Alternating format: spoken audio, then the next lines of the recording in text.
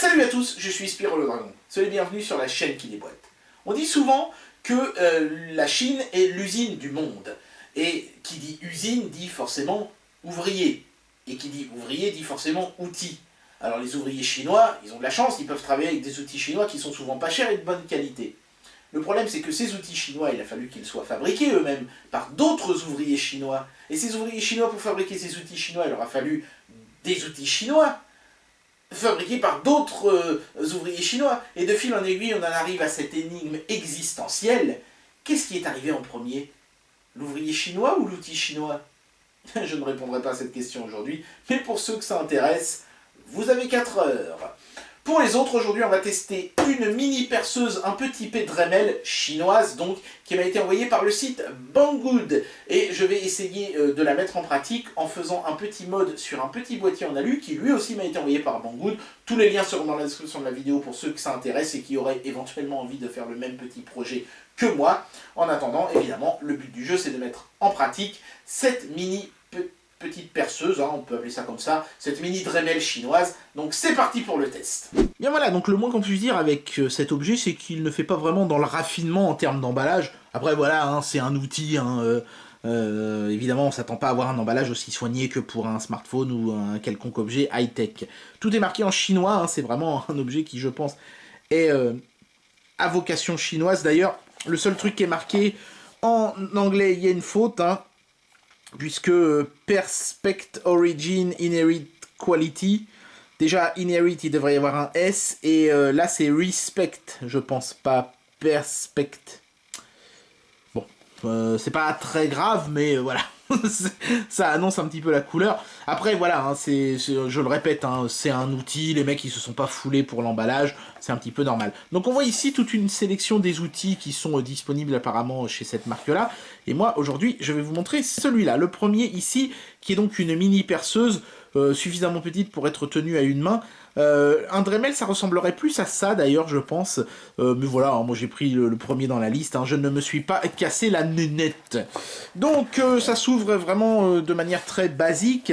À l'intérieur, tout est disposé un petit peu en vrac. Je vais vous sortir les trucs comme ils viennent, hein. On a d'abord une espèce de protection en plastique qu'on vient fixer, j'imagine, sur l'avant de la perceuse et qui est supposé empêcher les débris de venir vous atteindre. Bon, pourquoi pas, mais je vous déconseille de mettre ce truc-là et je vous suggère plutôt de mettre de bonnes lunettes de protection. Ce sera certainement plus efficace. Il y a aussi une espèce de petite clé Allen ici et une vis. Donc j'imagine que c'est pour que ce truc-là tienne bien justement sur la perceuse. On a un premier coffret d'accessoires que je vais ouvrir, hein, parce que le but c'est quand même de vous montrer ce qu'il y a à l'intérieur. Donc par contre ça a été scotché à la barbare ce truc-là.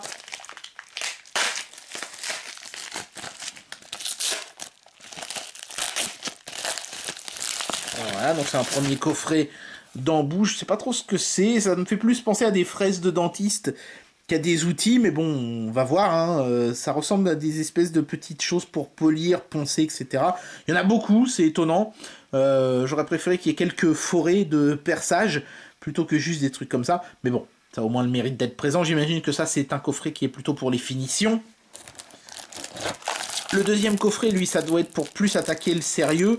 Là, je vois des forêts de perçage, il y a des disques de découpage, il y a des cylindres de ponçage, encore un petit peu de polissage ici et là.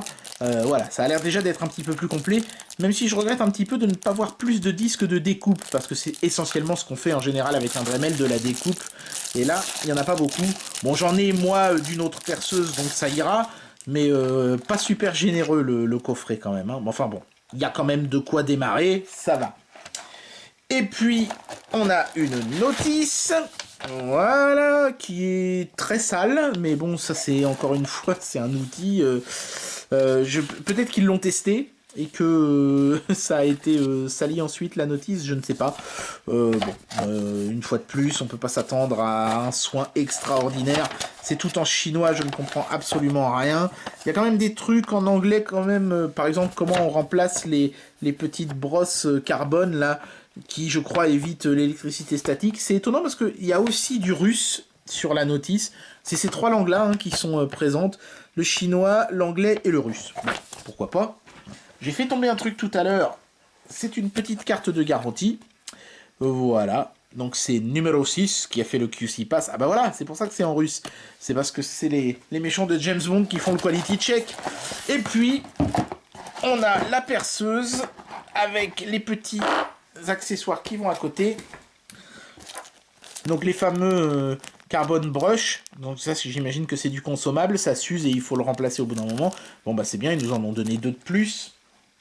Ça doit être pour éviter l'électricité statique et de se prendre des petites châtaignes quand on perce dans certains matériaux électrostatiques. Et puis ici, on a le mandrin, évidemment, enfin la clé à mandrin pour desserrer le mandrin de la perceuse, qui est protégé par ce petit cylindre de carton, pourquoi pas. Et voilà la bête en elle-même. Hilda. Ça fait pas très chinois comme nom, enfin pourquoi pas. Comme ça, de prime abord, l'outil, il inspire plutôt confiance, il inspire plutôt la robustesse. C'est essentiellement du métal ou du gros plastique bien épais. Il y a un système de refroidissement du moteur. Je distingue des pales de ventilation à l'intérieur de l'ouverture. Là, je ne sais pas si vous arrivez à les distinguer, vous. Et donc, j'imagine que l'air ensuite sort ici. C'est important, hein, le refroidissement sur une perceuse, parce que quand on perce un matériau, ça exerce une résistance. Et quand on exerce une résistance sur un moteur, il chauffe. En particulier les moteurs électriques. Donc, il faut bien les refroidir pour éviter la surchauffe. C'est par là, j'imagine, qu'on met les petits carbon brush. Voilà. Il y a un petit sélecteur de vitesse cranté. Ça, c'est pas mal, ça. Avec un petit cran plus dur pour le dernier. Tac. Donc, c'est pas mal. Comme ça, on risque pas de se mettre en vitesse maximale accidentellement. C'est bien. C'est bien fait. C'est très facilement accessible.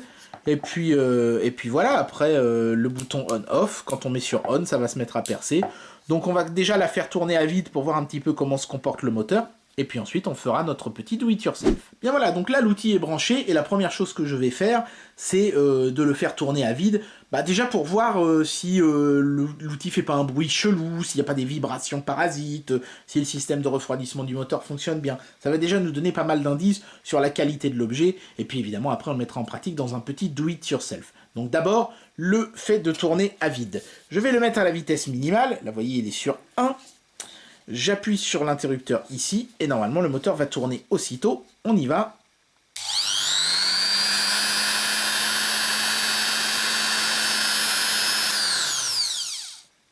Ça tourne propre, ça tourne bien.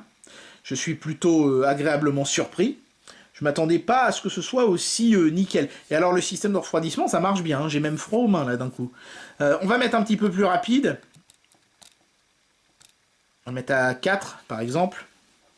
Alors les vitesses intermédiaires, en général, elles font un bruit un petit peu plus prononcé, parce que ces perceuses-là sont faites pour tourner soit au minimum, soit au maximum. Hein. Donc on va voir ce que ça donne.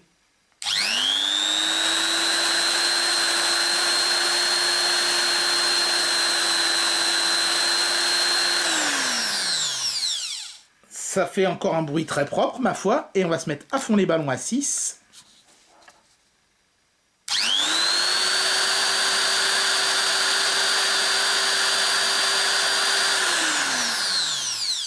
Ah ouais, là ça tourne vraiment vite, hein. On sent qu'il y a vraiment de la puissance dans l'outil. Je suis plutôt rassuré. Je pense que pour mon do-it-yourself, ça va être du gâteau. Mais le mieux, c'est de le faire. Donc c'est parti. Bien voilà, donc soyez les bienvenus dans mon atelier, c'est là où la magie va opérer. Je vais vous présenter tout de suite le petit do-it-yourself, le petit bricolage qu'on va faire ensemble avec cette fameuse Dremel chinoise. Vous vous souvenez de ce petit montage électronique, le redresseur RGB, j'en avais déjà parlé dans une précédente vidéo. Ça permet de redresser les signaux RGB qui décalent l'image vers la gauche sur les consoles de jeux rétro qui fonctionnent en RGB. Et je vais la faire tenir dans ce petit boîtier en alu qui vient donc lui aussi de chez Banggood, hein, sur lequel j'ai déjà fait d'ailleurs les différentes mesures. Donc il n'y a plus qu'à faire les découpes normalement. Le but du jeu donc c'est que l'intégralité de ce montage se retrouve à l'intérieur de ce boîtier totalement scellé. Vous remarquerez que j'ai déjà soudé un fil de terre ici sur le boîtier, donc pour venir le souder à la petite terre ici du montage. Ça aussi je le ferai avec la petite perceuse ici même tout de suite maintenant. Alors, le mode opératoire, je vais pas filmer tout parce que ce serait long, chiant et inintéressant. Je vais faire un timelapse avec la petite caméra qui se trouve ici. Donc ça va permettre un petit peu de voir comment ça se passe. Et puis bah écoutez, que ce soit bien passé ou pas à la fin, on verra un petit peu ce que ça donne. N'oubliez pas bien sûr les lunettes de protection. Hein. Donc en fait, quand vous balancez une image en RGB, vous parlez la même langue que le téléviseur. Mais évidemment, certaines consoles, elles, se contentaient d'envoyer l'image en composite. Composite qui est la prise jaune qu'on connaît encore aujourd'hui pour la vidéo et qui mélange tous les signaux, le rouge, le vert et le bleu, sur une seule broche, ce qui évidemment dégrade considérablement la qualité de l'image. Donc évidemment, pour avoir la meilleure qualité d'image possible, il fallait essayer de brancher ces consoles en RGB. Ça n'était possible que sur certaines consoles, pas toutes. Certaines se contentaient de balancer du composite et puis c'est tout. Et il fallait avoir un téléviseur capable d'afficher du RGB, ce qui n'était pas non plus, là encore, le cas de toutes. La plupart des téléviseurs premier prix étaient équipés d'une Péritel qui n'affichait que du composite. Mais si vous aviez la chance d'avoir une console compatible, une télé compatible et le branchement adéquat, parce qu'il faut bien savoir que sur la plupart des téléviseurs, seule la Péritel 1 était compatible RGB, alors vous aviez vraiment une qualité d'image au top. Bien meilleur qu'avec le composite. Mais par contre, vous aviez un petit problème qui apparaissait, qui faisait son apparition, c'est le shift. Comme on parle la même langue que le téléviseur, l'image s'affiche sans délai.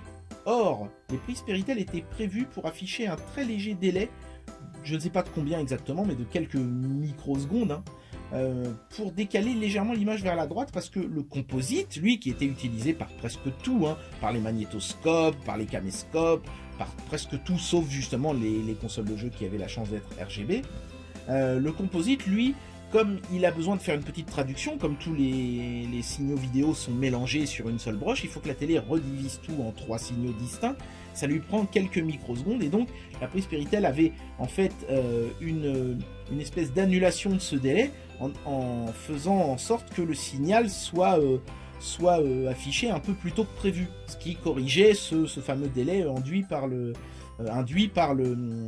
composite. Mais quand vous êtes en RGB, vous n'avez pas ce délai, puisque vous parlez la même langue que le téléviseur. Et du coup, votre image s'affiche un tout petit peu trop tôt, et sur un téléviseur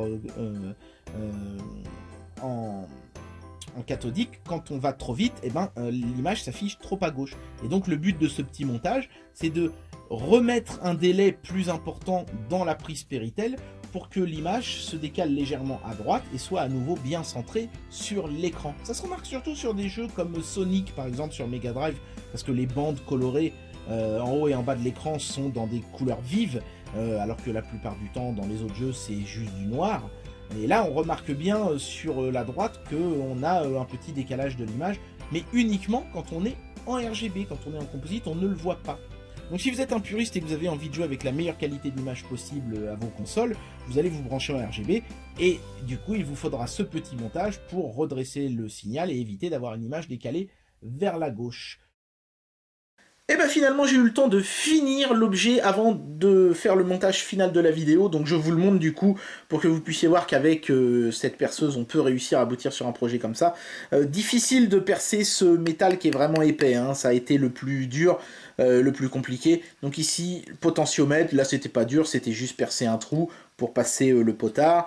De ce côté là un trou de section rectangulaire, donc pour l'alimentation électrique. Là j'ai un petit peu débordé sur les bords ici, mais c'est vraiment le premier coup de semonce de l'utilitaire de découpe. De ce côté-là, j'ai foiré, de celui-là, j'ai réussi, donc c'est juste une question d'habitude. Même chose hein, pour les ouvertures Péritel, elles sont pas parfaitement nickel et tout. Ça, c'est parce que j'ai pas encore bien la main sur l'outil, mais l'outil en lui-même fonctionne super bien. Faut juste faire attention que le mandrin ne touche pas l'objet qu'on est en train d'usiner, parce que moi, vous voyez, c'est ce que j'ai fait ici. En découpant là, en biais, le mandrin a touché le coin ici, et ça fait une entaille dans le métal. Donc il faut juste être prudent à ça. C'est un outil qui est puissant, et du coup un petit peu plus volumineux aussi qu'un Dremel. Donc il faut toujours garder ça à l'esprit quand on travaille. Mais voilà, je suis super content du résultat. J'ai mon petit boîtier finalisé. Donc je peux recommander cette perceuse. Elle fait vraiment bien le taf. Et bien voilà, c'était le test de cette mini Dremel chinoise. C'est un excellent outil. Par contre, on regrettera que le coffret ne soit pas un petit peu mieux fourni. J'espère que cette vidéo vous aura plu. Et moi, je vous dis à très bientôt pour un prochain test. Allez, tchuss!